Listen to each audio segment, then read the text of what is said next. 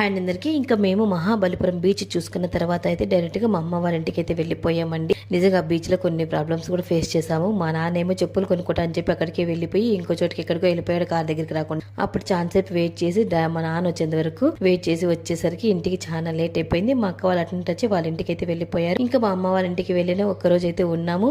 ఆ తర్వాత అయితే మళ్ళీ మా ఇంటికి రిటర్న్ అయితే వచ్చేసామండి. ఇంటికి వచ్చిన తర్వాత అయితే మళ్ళీ మేము మధురై మీనాక్షి టెంపుల్ కి వెళ్ళాము. పాప ముక్కుబడి కోసం మేము చెప్పాం కదా, కానీ అక్కడ వీలు కాలేదండి పాపకు తల వెంట్రుకలు ఇవ్వడానికి. అక్కడైతే వెంట్రుకలు తీయరంట. సో మళ్ళీ ఇంకా మేము శ్రీశైలం అయితే వచ్చేసామండి. శ్రీశైలం వెళ్లే దారిలో అయితే చూడండి ఫాగ్ ఎంత బాగుందో కదా చూడడానికి. నిజంగా మాకైతే చూస్తుంటే ఇంకా చూడాలనిపించేలాగా ఉంది. మీకు చూస్తారనేసి వీడియో అయితే తీసుకున్నానండి. ఇంకా మధురై మీనాక్షి టెంపుల్లో పాపకి హెయిర్ కట్ ఇవ్వలేదు కదా, ఇంకా శివయ్య టెంపుల్లో ఇద్దాము, ఇంకా అమ్మవారు స్వామివారు ఇద్దరు ఒకరే కదా అనేసి మేము ఇంకా డైరెక్ట్ గా ఇంట్లో ఒక్కరోజు అయితే ఉండకుండా డైరెక్ట్ గా మేము శ్రీశైలం అయితే వచ్చేసి పాపకైతే ఎంట్రుకలు అయితే ఇచ్చేసి అక్కడ ఉన్న పాలధార పంచదార అలానే సాక్షి గణపతి టెంపుల్ చూసుకొని అయితే రిటర్న్ అయితే వచ్చేసాము. ఇంకా ట్రిప్ అన్ని అక్కడికి ఇక్కడికి తిరిగాము, అలసిపోయామనేసి ఇంకా మేము శ్రీశైలంలో పెద్దగా ఏవీ చూడలేదండి. సాక్షి గణపతి టెంపుల్ అలానే ఈ పాలధార పంచదార చూసుకొని అయితే మళ్ళీ ఇంటికి వచ్చేసాం. ఆ శ్రీశైలంలో కూడా క్రిస్మస్ రోజు పెద్దగా రష్ ఉండదు అనుకొని వెళ్ళాము, కానీ ఫుల్ రష్ ఉందండి.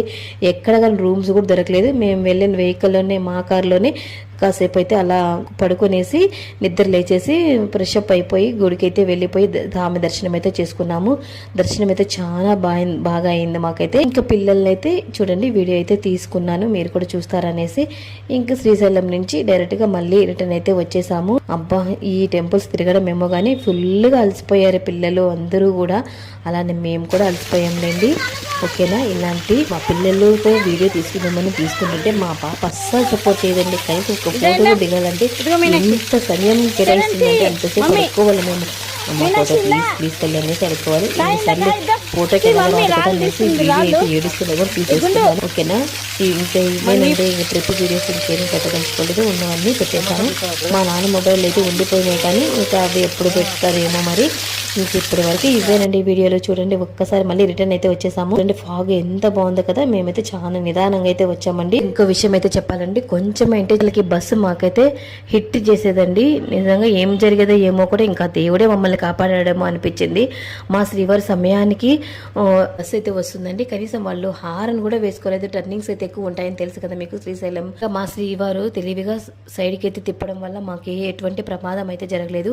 మాకు ఆ శివయ్యే కాపాడాడండి. నిజంగా దేవుడైతే ఉన్నాడనేది, ఒక రూపంలో దేవుడు అనేది మనకు సహాయం చేస్తాడు. దేవుడు డైరెక్ట్ గా వచ్చి ఎవరిని కాపాడాడు. నిజంగా ఆ దేవుడైతే ఖచ్చితంగా ఉన్నాడండి. ప్లీజ్ ఈ వీడియో